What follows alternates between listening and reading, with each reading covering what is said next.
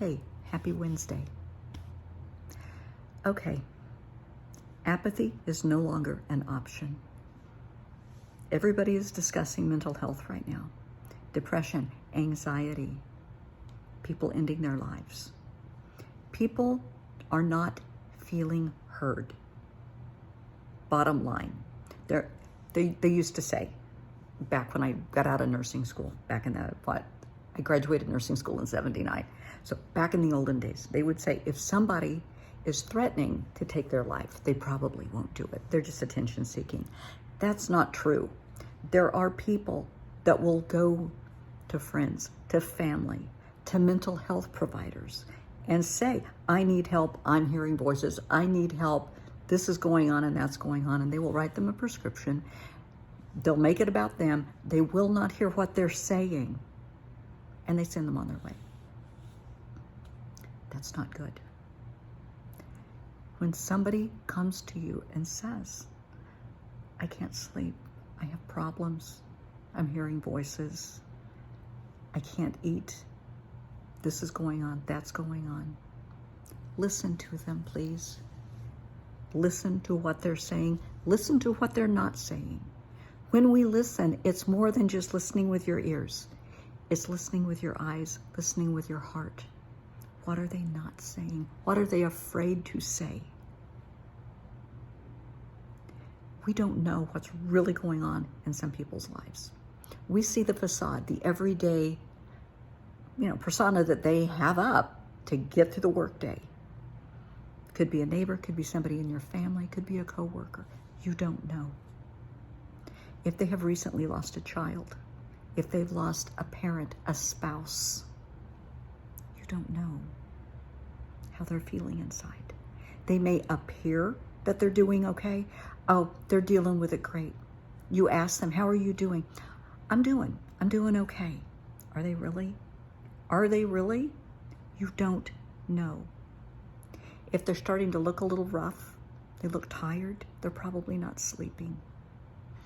They may not have slept for days. Their mind may be racing. Maybe they're not eating.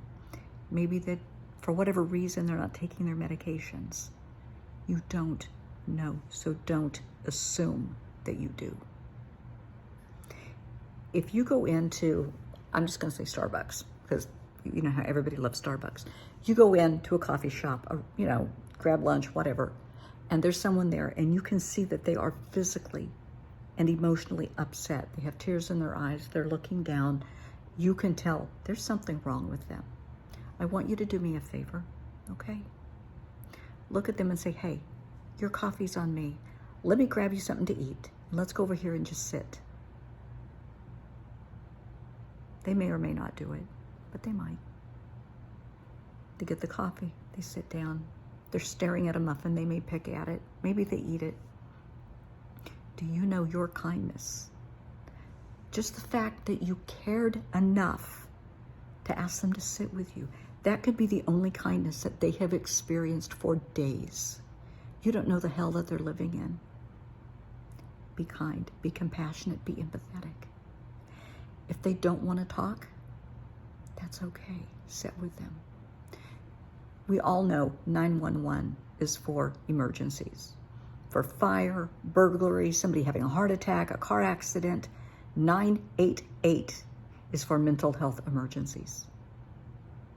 If you are talking to them and they're looking at you periodically, so they're almost listening, say, would you like me to call 988 for you? Not 911, 988, the mental health hotline.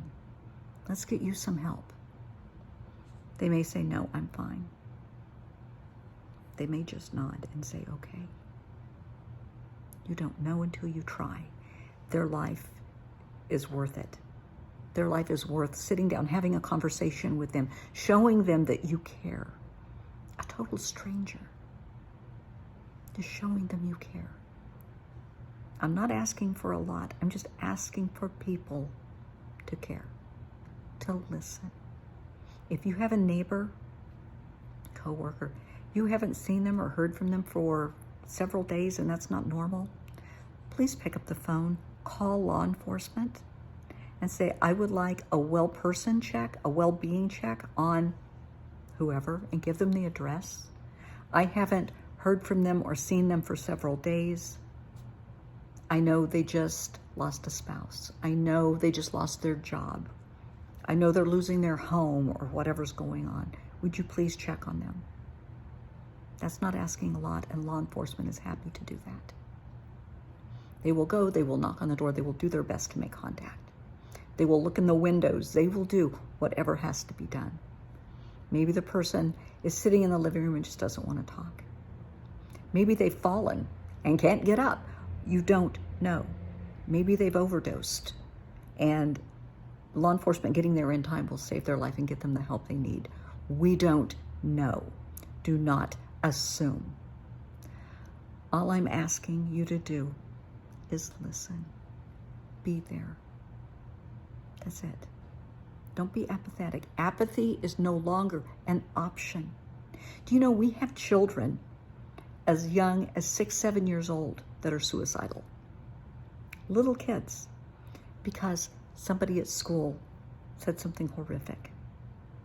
Somebody on the internet told them something horrible. Maybe they're being abused by a family member and they can't handle it anymore. Just please, this is a child. Come on. Don't be apathetic. A number of us are mandated reporters. If we know there's an issue, we have to contact law enforcement. We have to contact Child Protective Services or Division of Family Services.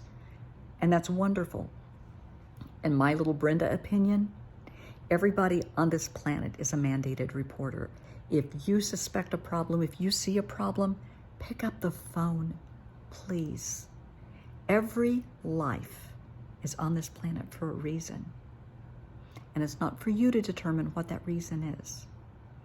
It's just for you to encourage and nurture and support each other. Give people a hand up. Don't talk down to people. Don't belittle people. Don't be a narcissist. Don't be a narcissistic abuser, a bully. Because you don't know when that might be you. You don't know when you've lost everything, when you feel like you're painted into a corner and you have nowhere to turn, so you're just ready to check out and say, screw it. As a nurse, I was a nurse, I'm retired, and now I do trauma therapy.